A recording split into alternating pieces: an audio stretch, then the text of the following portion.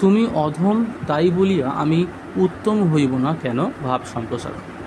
মূল ভাব, অন্যের খারাপ আচরণ দেখে আমাদেরও খারাপ আচরণ করা উচিত নয়, বরং ন্যায়ের পথ থেকে উত্তম চরিত্র গঠন করাই শ্রেয়।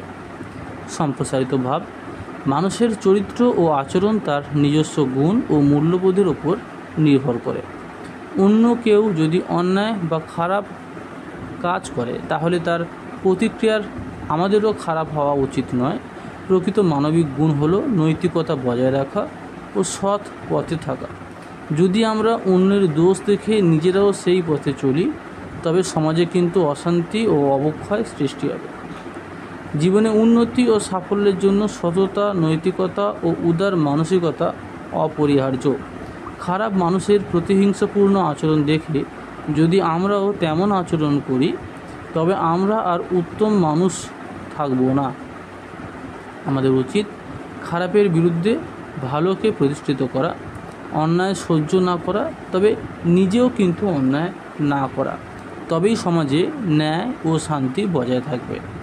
মন্তব্য, এই নীতি মহৎ ব্যক্তিদের আদর্শ। তারা অন্যর দোষ দেখে নিজের গুণ নষ্ট করেন না।